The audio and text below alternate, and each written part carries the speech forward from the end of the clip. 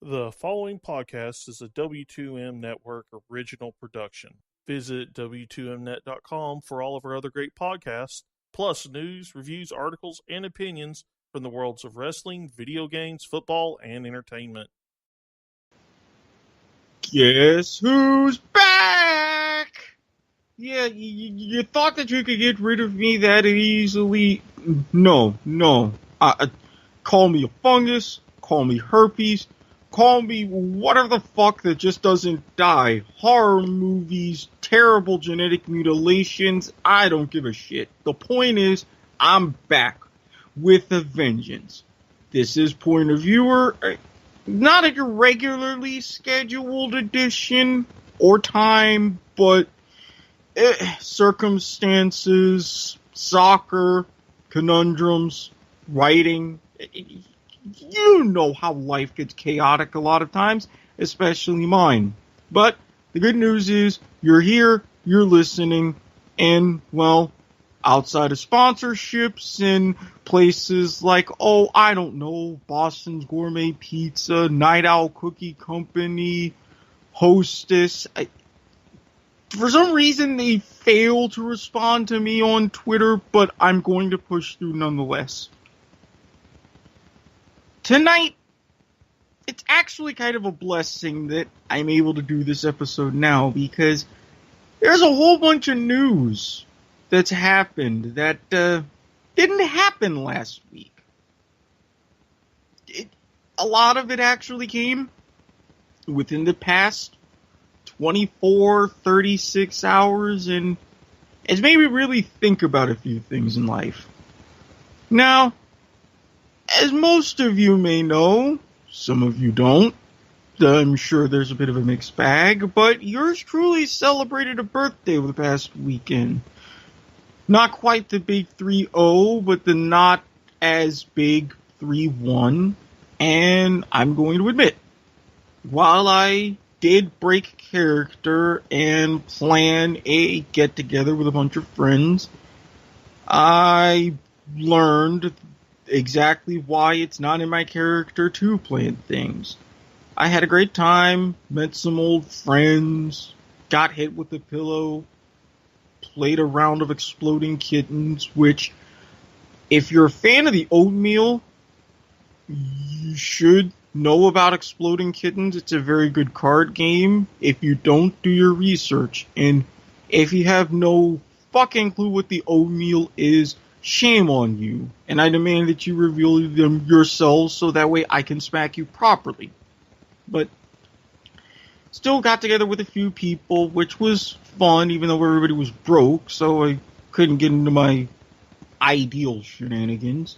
And the day before, I was able to leave work early, go around, get high, and walk around an old fort, kind of unplug and stare at the beauty of the ocean and life around it, and realize at the end of the day, I sometimes give a fuck about way too many things in my life. Work, family, conundrums, and it got me in a moment where I'm sitting reading a book by a pickup artist about how to get women, which is my final book for my set of things I read while I'm sitting taking a shit. And I was all prepared to go write out this extensive list of characteristics with women that I want, and as I'm sitting there in the sun, edible candy about to wear off, looking at the water, looking at the boats, looking at this one couple and their dog on the beach of this little island a few hundred feet away, I realize this is really what things are about. How everything fell into place. Getting the time off. Finding a meter. Right in front of a cafe with a delicious, albeit slightly overpriced smoothie. Not being lost even though my phone died on my way back home. And getting a birthday dinner and all this and that. It just worked. That's the best way I can explain it. Everything worked and fell into place and allowed me to burn a very, very much needed time out. Because believe me, reality came and pulled the old curb stomp maneuver right as I got back. And for the most part, hasn't stopped since. But alas, that is how things go. And before I get anything into too heavy, wrapping up with that, it's always good to see old friends, no matter what you do. Even though while everybody waves to you, there's that one guy that loves to flip you off, and you still talk to him, you have a good time with them, and interactions like that are what counts. Yeah, I had a couple drinks. Yeah, there's plans for stuff going on a little bit down the road, but overall, while it wasn't perfect, while I wanted it to be better, I'm not going to complain about how everything was. Now, while I got a very interesting gag gift that I hope to use in the near future, one birthday present in particular I didn't like. Now, in past episodes, I've talked about my love and fondness for game shows.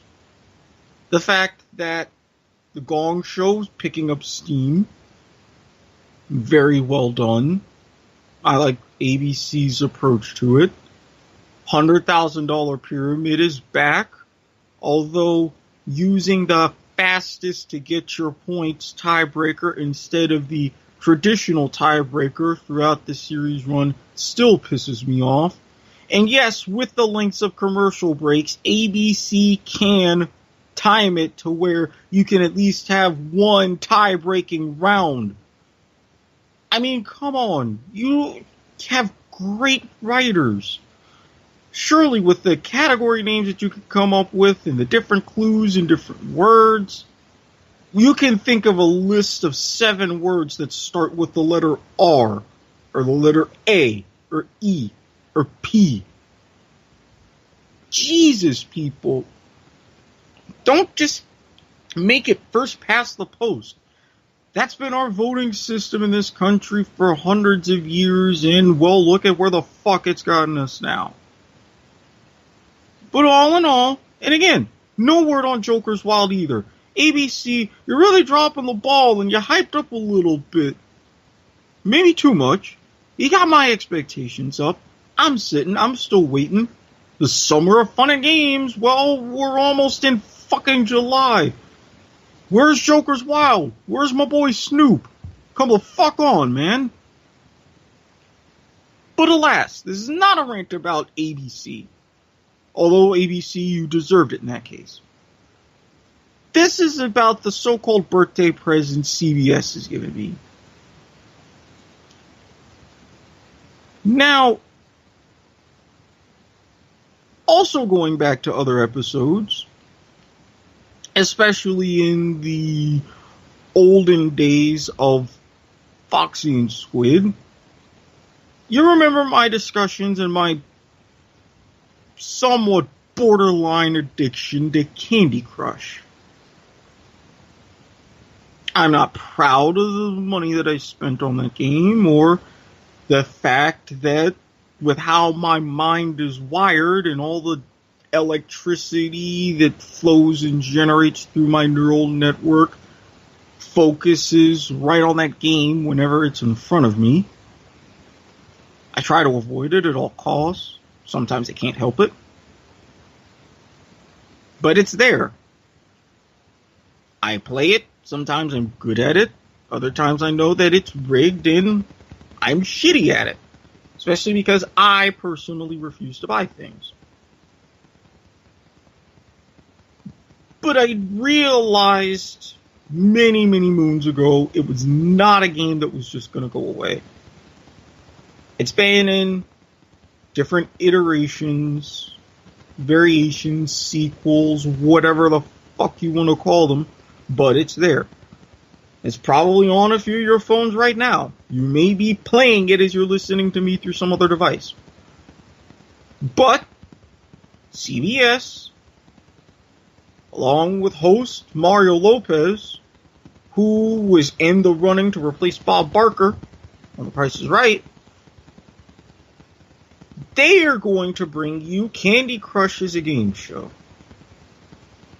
Centered around solving the game, and I don't know how the fuck else.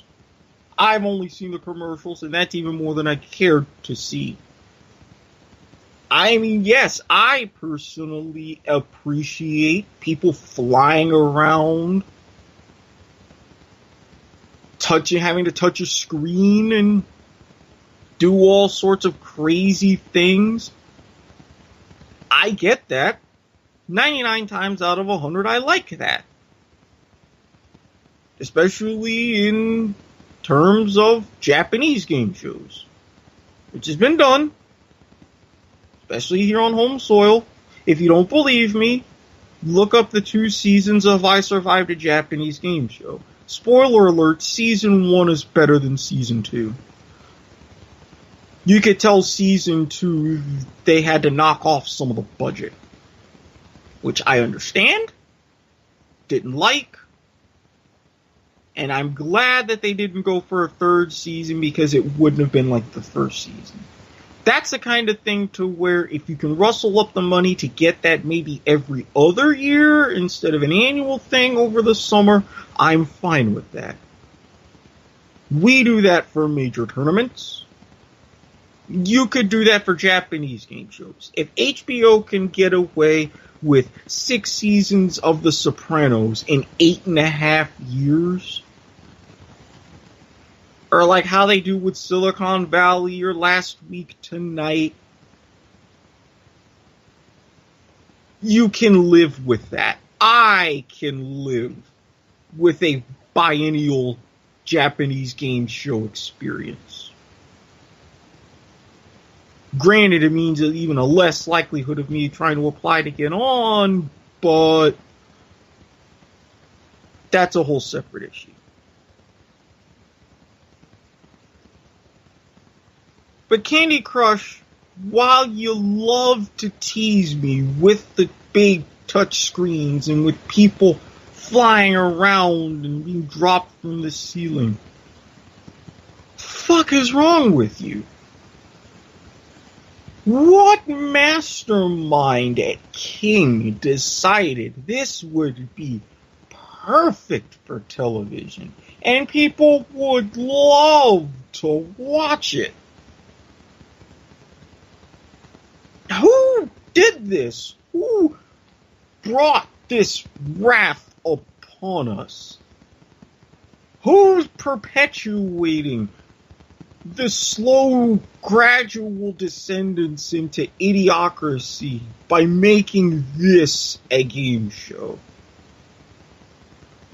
What was the genesis of the idea? Were you sober? Were you drinking? Were you smoking? Were you shooting something up? Did you drop acid? I'm not going to judge. I am just curious. What was the chain of events that got us to this situation? Who said what to whom? Who did what to whom? Who fucked whom? Who sucked cock? What? Break this down for me because I'm clueless. I know many game show historians would be equally as clueless. I know many millennials that would be as equally, if not even more excited. I just don't get it. I can't stop this. But if I know the chain of events, I would love to stop other things like this. Instead of cutting the brake wire, I want to add more fluid. Make the brakes more powerful. New pads, new shoes, whatever.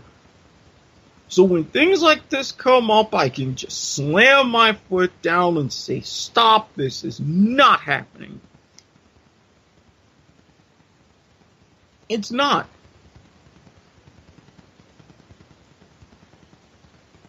I called Greta Van Susteren moving from Fox News to MSNBC, how that would be a miserable failure. It was just announced today that she's out. That show is being given to someone else, a show she should have never received in the first place. This is the same thing. Candy Crush is a game. Great. Candy Crush is an app. Great. Candy Crush as a game show will be a massive failure. You got a bunch of people that are going to give it the benefit of the doubt. It's going to be a season.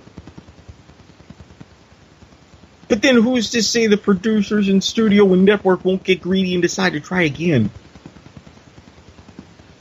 Soda Saga, Super Saga, whatever abomination of variations that they'll try to put on us next. You've given us Pyramid. You should be giving us Joker's Wild. Fox has even got a good thing going with Beat Shazam, although I've personally never seen it.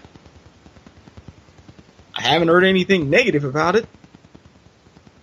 I mean, my God, you networks, thank you for listening to me and entering the era of game shows, but be careful. Do this right.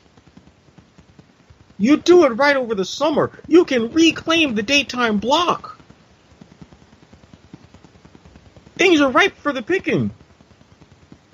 No more soaps. No more bunches of women sitting around a table talking about whatever. A group of people eating. No, you're better than this. You're making steps in the right direction. Don't step backwards. Don't make mistakes of Candy Crush. Let's make this right. If anybody needs my help, at Squid Sportshead. Fees are negotiable, flexible. You give me some sort of credit, help me get on IMDb, you won't have to pay me at all. I'd settle for that. Help me tweak my resume so I can get a better job. That's cool with me. But come on. Don't just do this to me. Don't do this to yourselves. Jesus. Now, going on from something that's potentially god-awful to something that's very good. Now, this is what I tend to call the doldrums when it comes to sports. Thankfully, we are graced with the summer of soccer, Confederations Cup winding down, Gold Cup about to kick in, MLS All-Star Game, topics of which we will all cover on the next episode of Soccer to the Max, with myself and my awesome producer Sean, who a little bit under the weather, but recovering, playing hurt to be here and bring you my dulcet tones tonight. Thank you very much to him for that. But this particular summer in 2017, we're being treated to something extremely special. Two things to be exact. Number one, for all you street ball aficionados, Rucker Park, the basketball tournament, guys that go out on the blacktop, get some of your boys, have a pickup game. Well, Have you ever thought about making it bigger? Living out NBA dreams, but not quite to the extent and chaos of the free agency or the 82 game seasons. Well, you're in luck. Really, two ways. One way, 5-on-5 traditional basketball will not be the only form of basketball in the Olympics. It has been confirmed for the games of the 32nd Olympiad to be held in Tokyo during the summer of 2020. 3-on-3 basketball will be included in the Olympic program. Now, if you want to educate yourself on that, look up FIBA 33. It's been held in youth Olympic tournaments, the World Youth Games, the collegiate style Olympiad. It's present and prevalent there. It's developed to its own championship. Serbia, one of the dominant teams, especially on the men's side. There's been evolution of rules. 2-point shots, 3-point shots changed to 1s and 2s. Timing of the game, etc., etc. But it's got the pickup feel. But if you want bigger, Ice Cube decided Iceman. Dr. J. The answer. White Chocolate, White Mamba, Sweet Lou. A lot of pretty good retired NBA players say, I got this league I want to do. Let's go. They're all on board. The BIG3 was born. Now, it's more of an NBA style. You even got the old rules of hand checking, which hasn't been legal for the past couple of decades now.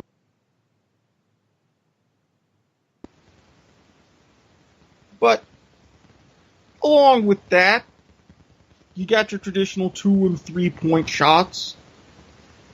No real timing as far as the game itself, other than a 14-second shot clock. Nobody fouls out, but you've got technical fouls that can still be applied. Pretty cool different rules for free throws. And from 30 feet out, now granted, this is still on a half court. NBA regulation, but half court. 30 feet out, you got 4-point circles.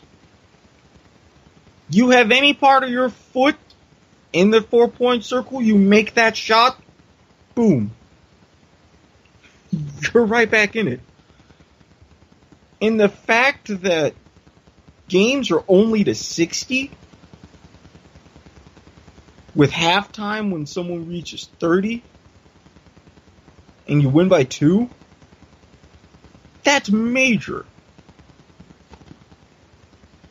And just in the first week, this past Monday, if you can find some way to get it on demand or go online, watch these games. You had 3 fantastic ones out of 4. And the fact that all 4 games are in one day, one city, and a bit of a barnstorming tour their first season, it's a damn good setup. And there's going to be, thankfully, 7 more weeks in the regular season. Then you've got 2 weeks of playoffs. I not only suggest you watch this, but I also want FIBA to take a good look at this as well. For all the talk of FIBA 5-on-5 rules that everybody else plays internationally, and the rules that we have here in the NBA. There's been talk of a sit down to try to merge those two and have one set of unified rules. Instead of 10-minute quarters versus 12, say 11.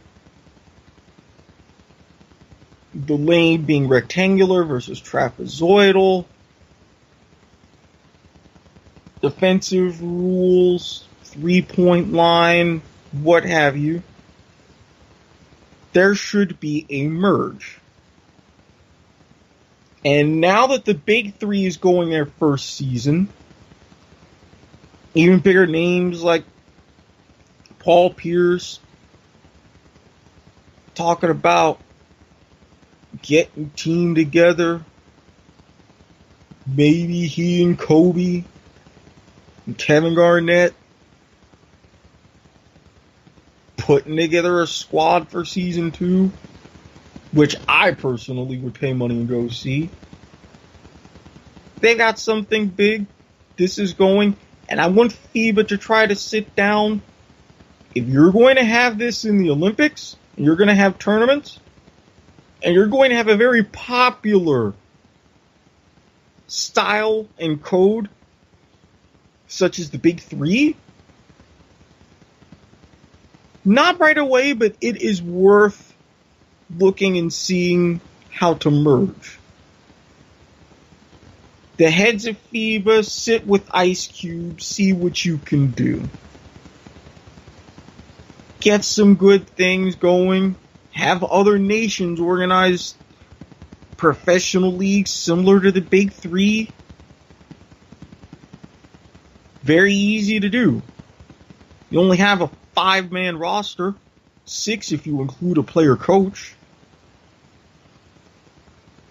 You can have it at typical basketball arenas if you want, or you can set up makeshift 5,000-10,000 seat arenas at local parks.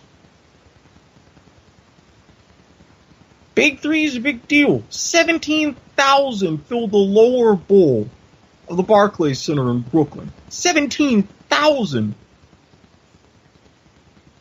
More than you'd see at a Nets game. More than you'd even see at an Islanders game. Like they really needed to move. But this is a big deal. I like the way it's done, and I hope to see this spread. The Olympics are 3 years away. Who knows what form this could take on in the Olympics? What NBA stars would show up? Get together. Imagine at the end of their careers, just for one season, Kevin Garnett, Paul Pierce, Ray Allen, some of the guys for the Warriors, Steph Curry, Klay Thompson, and Kevin Durant. Throw in Iggy as a fourth guy, Andre Iguodala. Like what they're doing in Houston. A Chris Paul, James Harden, or even one of the first modern day super teams that was down in Miami. LeBron, D-Wade, Chris Bosh. Put those three on a court, 3-on-3, see what happens. The fact that I'm able to come up with these scenarios, the fact that these are uttered into the fabric of the universe, also a huge plus. Ice, you got something good on your hands. I hope it gets even better.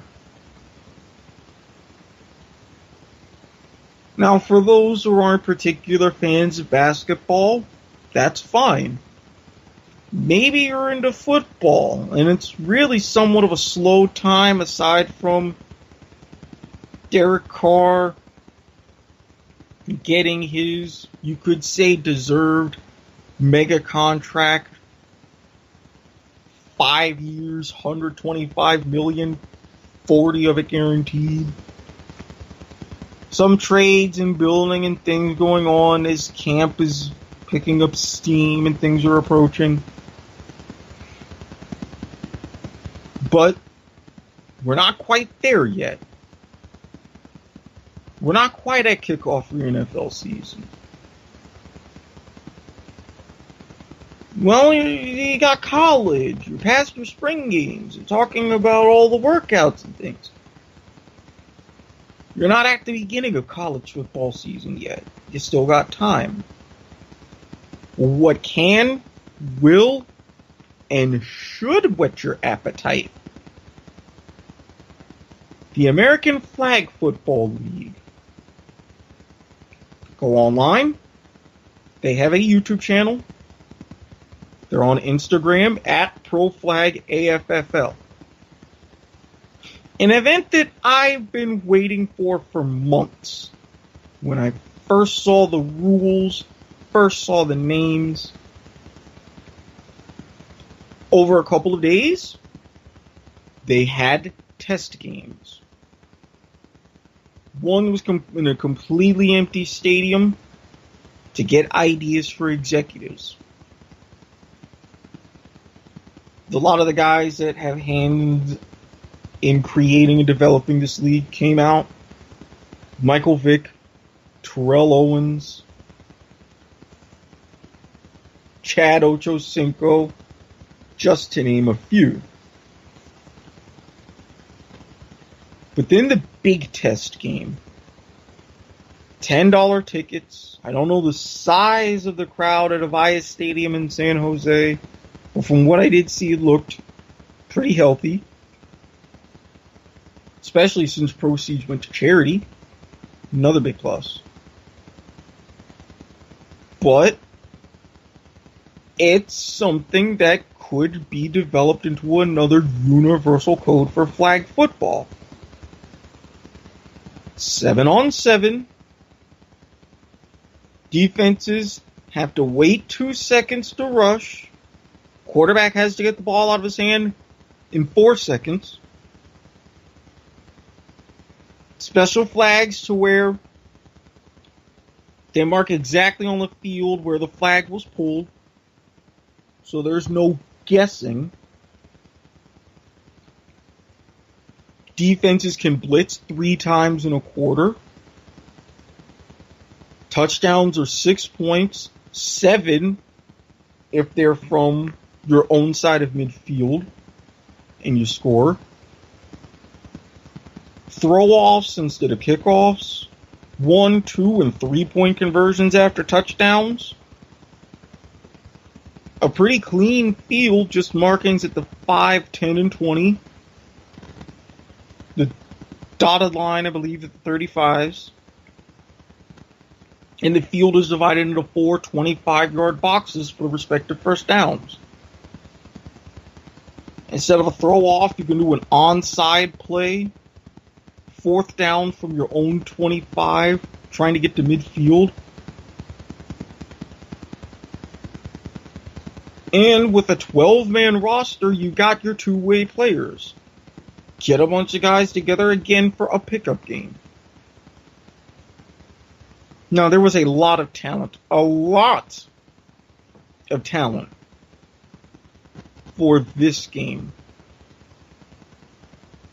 Team Vic wound up beating Team Owens. And a bit of a spoiler alert. Scores are public, especially since the game wasn't streamed live. On a side note with that, I get why the AFFL didn't do it. Because in seeing the highlights, seeing the go clock right on the screen, seeing everything in motion, giving it that video game feel, I get they had to work out a lot of kinks. Now, at the time of this broadcast, it's been a couple days. I've yet to see the full game. But sure as fuck, I'm going to find some way to watch it. I hope the AFFL has put it online by now, because I want to see this start to finish. even though I know Team Vic beat Team Owens 64-41, Michael Vick threw for 547 yards and 8 touchdowns. T.O. and Ocho Cinco getting in each other's faces a little bit and talking their shit. All that happened. Even had Jimmy Clausen out there as quarterback for Team Owens.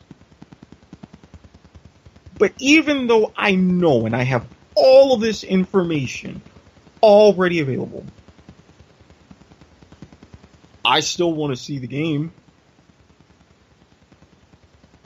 I mean, I've caught myself just in the past couple of days daydreaming, making the game-winning conversion, throwing the pass to win the U.S. Open of football.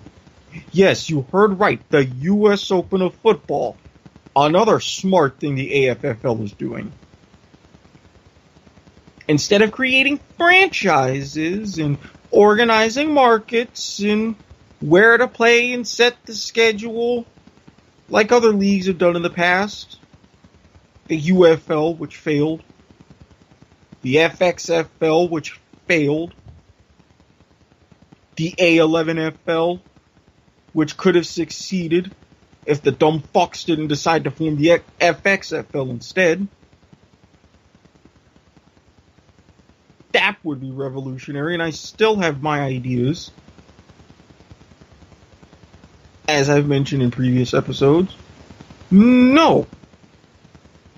The AFFL has said, we're going to create a tournament for 2018. There's going to be prize money. The U.S. Open of football. You got a bunch of your old high school friends, your college buddies, put together a team from your job, whatever. You think you can hang? Enter this tournament. See how far you go. And for the last 8 teams in this tournament, you get to travel to the championship venue. And those 8 teams are going to go up against 8 teams of pros created by the AFFL. And that's going to be your last 16. Now, I have ways of how I think this should go.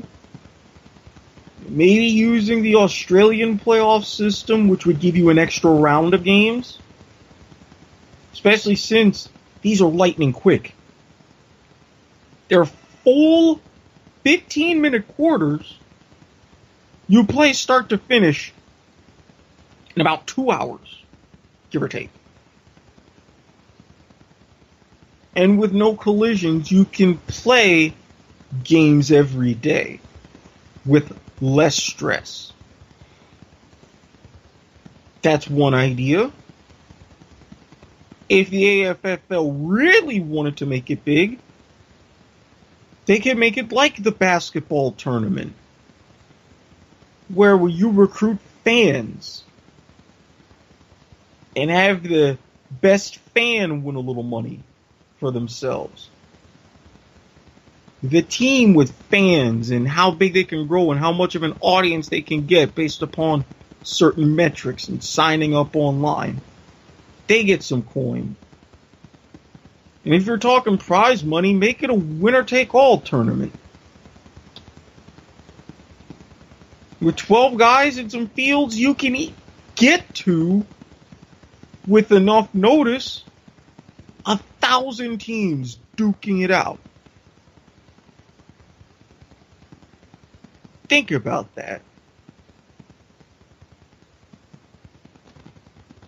And when you're one of those last 8 standing and you go up against the pros, and what I would hope for a tournament like the U.S. Open of football to be at an NFL stadium, although understandably and very intelligently, the AFFL, once they get into their full season, independent of the tournament, they'll play at smaller stadiums. So If you've got college stadium, not even bowl subdivision, but championship subdivision, about 15, 20,000 seats. Or, like Avaya in San Jose, your more soccer-specific stadiums, 20, 30,000. You could be hosting these games. You could be hosting rounds in the tournament. This is another one to where the plan up to this point has been executed beautifully. Nothing slapdash and thrown together in your face. Saying, oh, you didn't know anything about this, or oh, we need a whole bunch of money, or oh, XYZ, just here you go. We got this. This is our timetable. This is our plan. This is what you're going to get. And what we've gotten, what I've gotten as a fan has been fantastic. While I'm sad that for 2017 it's only a one-off, if I could get together a team, some other people get a team for 2018, I'll throw in some coin if I have to. Play in the tournament. If I'm not as lucky, I'll travel around covering it. I'd be glad to. Get it on TV, your Fox Sports, your ESPNs, cover this. Bring this accessible to the people. Your average Joes and your schmucks like me who think that they can walk out there and be awesome, make magic, and relive dreams that we should be having in the first place. All of this can happen now. And it's a hell of a time for it to happen.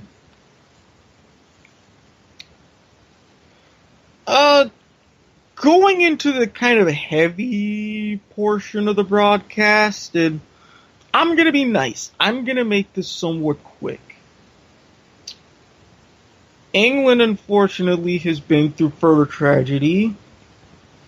They're still trying to determine a death toll from the apartment building fire. It's been suspected arson. 23 floors of a building. Don't burn by accident, although there has been in recent times claims that it was something to do with the refrigerator, the wiring system. I don't know how it works, but it's England. So, between terror attacks, shitty elections, fires, they can't catch a break. It was at this time a few years ago I was talking about Japan with the earthquake and tsunami and Fukushima. Now it's gone from east to west. It's kind of dark times across the pond. I offer condolences to victims, those that have lost loved ones, but I'm hoping for the country's sake they can snap out of this.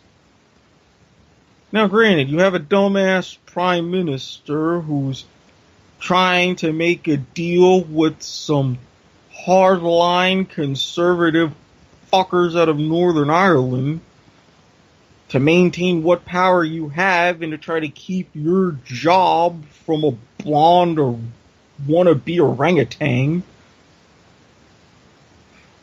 But honestly, I don't even want to go into that right now. I am pissed off as is from all of this other news. It's just been shoved down my throat. Lately, we've been dealing with some things here domestically. Pacific Northwest has been a fucking oven. I'm not used to seeing temperatures in Portland and Seattle get to 90 and 100 degrees. That's more of a Florida thing. Which we've been dealing with that. I've been dealing with that. 85, 90, 95. And rain on top of that. Hot rain does not feel good. Especially when you're already covered in a bucket of sweat just from stepping outside for 2 minutes. It's very unpleasant. It will fuck up your day.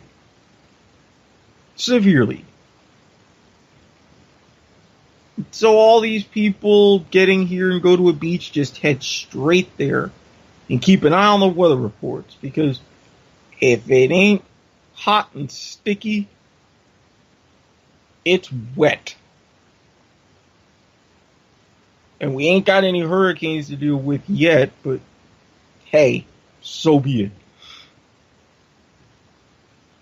And if that wasn't bad enough, dealing with this here, dealing with heat waves in the Northwest, you've got the Southwest. Your desert, your Vegas, your Phoenix, your Central California, Southern California, Death Valley. We're talking not the 90, 95 and humid, or the 95 to 100. We've been talking 110, 115. Some cases in Vegas, almost 120. Death Valley, 127. Now keep in mind, the hottest temperature ever recorded on Earth, 134. 134 degrees Fahrenheit. For my international listeners, mid-50s centigrade? Have to do the math on that one.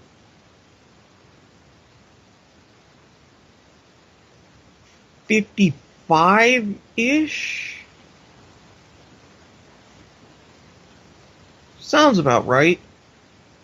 Multiply by 1.8. Add 32.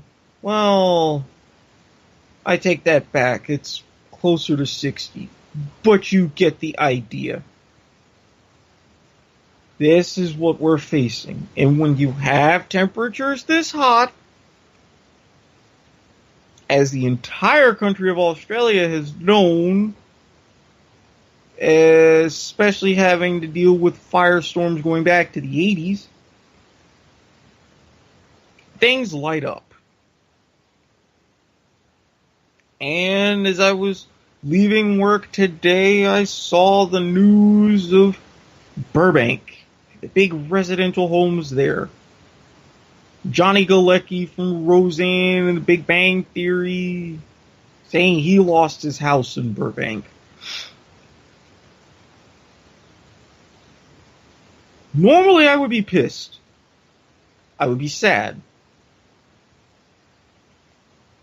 I've dealt with firestorms dating back to the mid-90s in my childhood. Those know about the fire in Fort McMurray about a year or 2 years ago.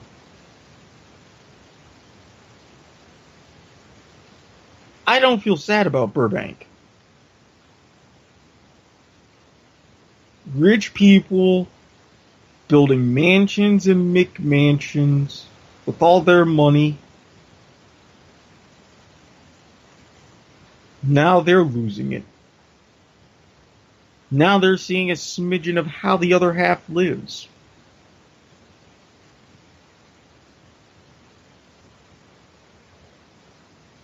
I don't see myself crying about this.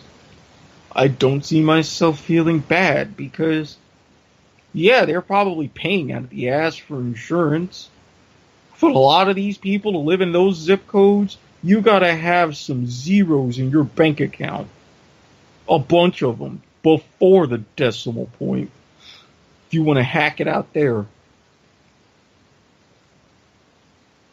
If you're responsible, saved money, did something, replace it and do yourself a favor and build somewhere else.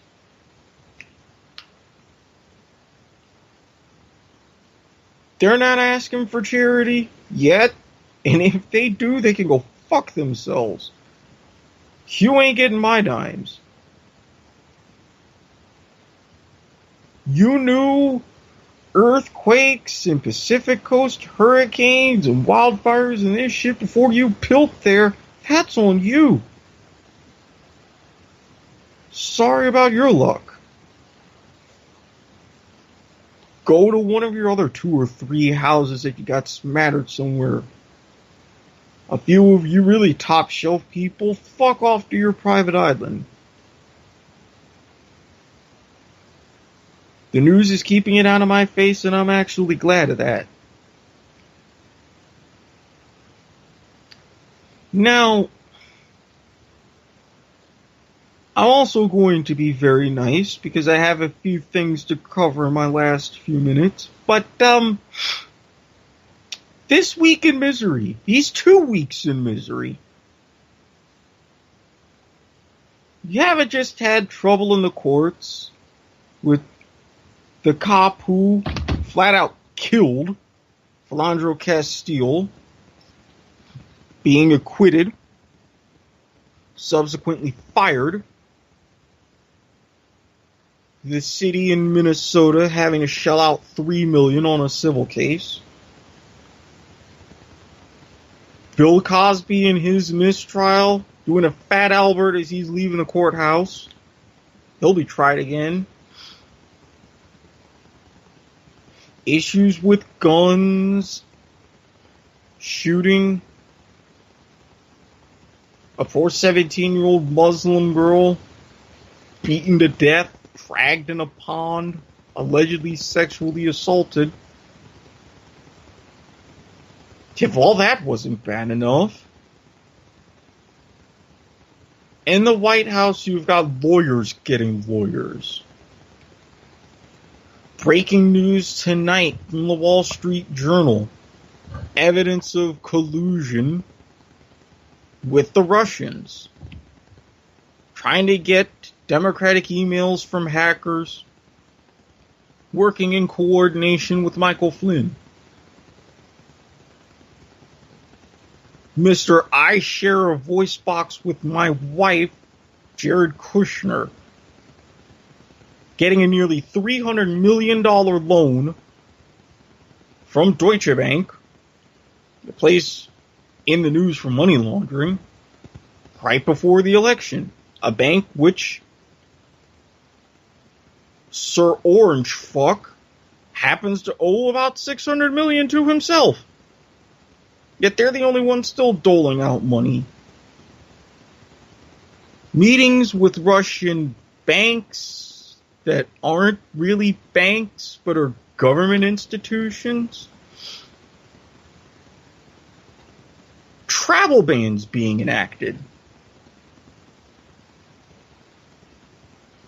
Senators going home early because a certain bespectacled turtle can't afford to get his ass kicked on a healthcare vote. One that, if it goes through, would mean 22 million people lose their insurance. And tens of thousands of people will die. No. Can't get the votes, so just gonna go home early. Take an extra day, tack on to the 2 weeks. We got 13 days between now and Labor Day where we actually have to show up and give 2 shits. We'll figure it out then. All of this coming down. Mueller investigation, picking up steam, getting even more lawyers. Kushner hiring a criminal defense attorney, one of the top ones in the country. Tweets calling talk show hosts low IQ and crazy and alleging them of bleeding from a facelift. I ask everyone on Capitol Hill, when the fuck is it just going to be game over? When are you going to stop thinking about power? A cushy job with great insurance where you only have to work 30 hours a week. Where you can vote to get a pay raise if you feel like it and we have to cover your salary. Especially those with the little R's in parentheses next to your name. When are you finally going to admit that all of this is bullshit and do something? Personally, the more and more I've seen, the whole damn place should be wiped clean. Kick them all out and start new. A new voting system, approval instead of first past the post. Supreme Court that would help with creating provisions in our Constitution, so if we fuck up on something, this happens again, we can scrap and revote. Make it a Saturday instead of a Tuesday or a national holiday, but at the end, when will the clown be gone? When will the man go back to his old life of skirting around rules in real estate and being $8 to $10 billion in debt and be out of our hair? When will we get the news alert of impeachment or resignation instead of executive orders? When are we going to get this news? Are we going to get this news? Or is everybody in the suit and tie just going to sit on their hands because they know they've got the 15-inch cock, they're withholding the lube, and we're strapped down to the table with the ball gag? That's what it seems like. Be prepared to bleed if that's the case. They're not going to use regular lube, KY, or even courtesy spit. No, they're going to lube up with our blood. It's leaking right from our anus. Then when they come, they're going to mix that in with the blood and use that with even more lube. That's the reality of things. Keep calling. Keep marching. Keep fighting. We got to work our way out of these restraints because they're sure as fuck not listening to our safe word.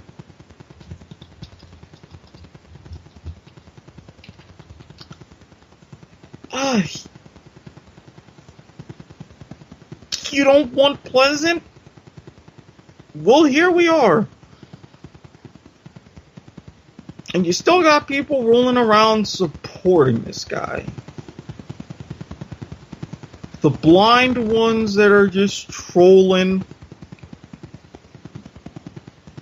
waiting until their heroin's gone, or they run out of cooking meth, or when they stop getting their pills.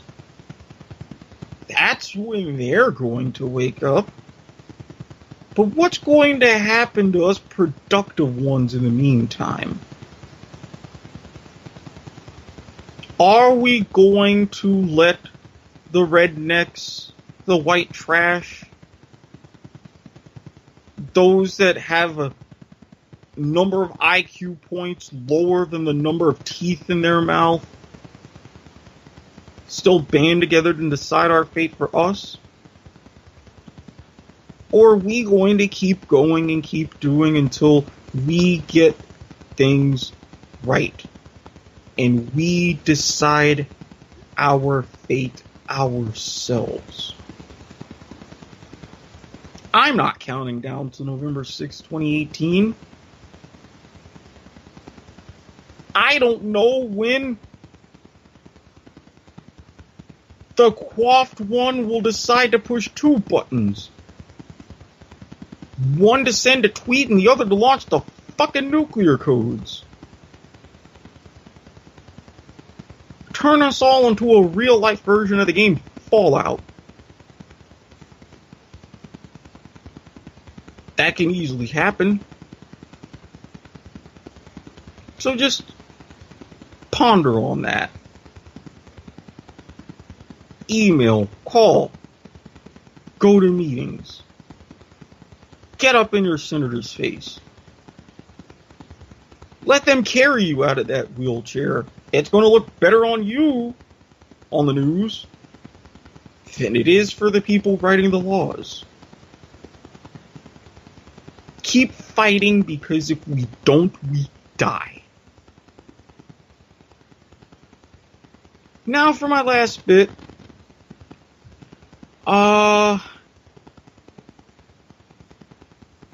There's been a few things going on. A few conversations I've had and some other events coming up. Now, as we're getting close to the July 4th holiday, that means one special thing for me, and it has been for more than a decade now. The Nathan's Contest. Brave men and women on a platform on the corner of Surf and Stony and Coney Island, engorging themselves for the 10 minutes, used to be 12, for the mustard belt. Kobayashi, Badlands, Edorex, Chestnut, Black Widow. If you're familiar with competitive eating, you know all these names. Surf and Stillwell, excuse me. You think Coney Island, you think the Ferris wheel in the amusement park. You only know the specific intersection once a year. But these brave men and women getting up there for their own Super Bowl, their own World Championship. This is the big event. And just like for any big event, there are qualifiers. And I noticed a pattern for these qualifiers. Not a lot of hot dogs being consumed. I think the most in any particular qualifier was 32 and a half. And I'm a little concerned. As it has been for Chestnut's run and for Kobayashi's before that, your numbers were getting close to 60 and 70 to win these. So I've got to really look at the quality of the field, because is it going to be another two-man race this year? Is the winner not even going to make 60? And for the women's tournament, oh my God, 10, 12, 15 to qualify.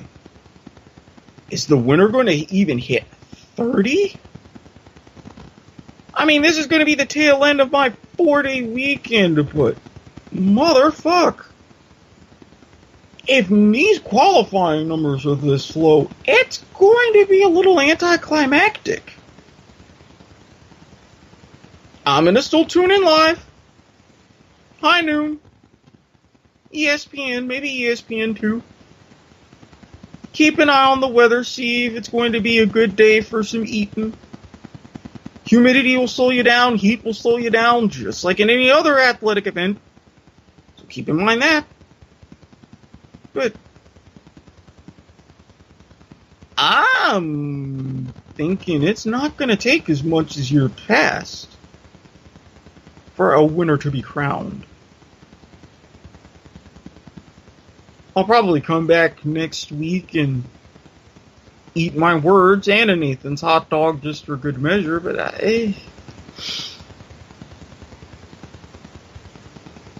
I'm not looking as forward to this one now that I peeked behind the curtain and see what they're doing.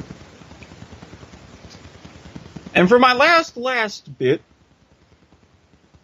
a couple minutes about some conversations I've been having. Now, as I'm sure you've gathered if you've listened to these podcasts long enough, you know I'm an odd duck. I accepted that a long time ago. I come from quite the lineage of odd ducks, especially my mom. So when I can have a good conversation with her about something, be it politics, dark matter, quantum mechanics, time travel, you name it, it's a fun time. Now, as I've mentioned on past episodes, I have recommended Lars von Trier's Nymphomaniac movies. I recommended them not just for the inherent sexual aspects, but to see them as the works of art they are, as the masterpieces. I was very surprised in my own thoughts and feelings after the end of Volume 2, and while I was at work, thanks to Netflix, my mom stumbled upon them. She watched them. She's not quite the same type that would look at it for the same reasons that I would, but she was intrigued. She saw the same values that I did. Not looking at it sexually, but looking at it psychoanalytically, at the point of the main character. She brought up some interesting things that I hadn't even noticed. We were able to sit and have a good time dissecting that movie. And I felt good because I was validated. I've also recommended this to my awesome producer, Sean, and hopefully he, if he hasn't already, will take down time in the near future to watch these movies for himself. Join the cool kids club. See what I'm talking about. But knowing that from a real pure outsider's view, I did something right. I felt something right. Made me feel good inside. So I will reinforce this recommendation. Take some time, sit down, watch these two movies. Get your own perspective in life. Maybe you and your partner sit, watch it together. Examine that aspect as a unit. Or if you're alone, that's completely fine too. But again, don't just look at it on the surface. Like with everything else around you, if you can see a pattern, pay attention to it. Dig those couple extra layers. You might surprise yourself. Anyways, I am out of time. So, as I wrap things up, I remind you, W2Mnet.com, wrestling, football, soccer, wrapping up the Confederations Cup. We'll soon be getting out previews for the different teams so you can get to know who is in the Gold Cup this year. For those who are more podcast inclined, this week in the AFL, although we had to take a little bit of a hiatus, find out why I'm still in line for a steak dinner, and I'm going to be making another bet on our next episode. Soccer to the max. My opinions on what happened over in Russia the past few days. Why I think there's a little bit of extra stupidity going on there too. wrestling podcasts. I mean, you video game podcasts. You name it. Things are popping off over there. But in the end, it's just my awesome producer, Sean, at W2M Sean on Twitter. Little old me, at Squid Sportshead. You're listening through the iTunes, the Stitcher, the Spreaker. Anywhere you want to give us a shout, that's how you do it. But I'm off. Back to the land of conundrums. And remember, do your homework, and don't forget to be awesome.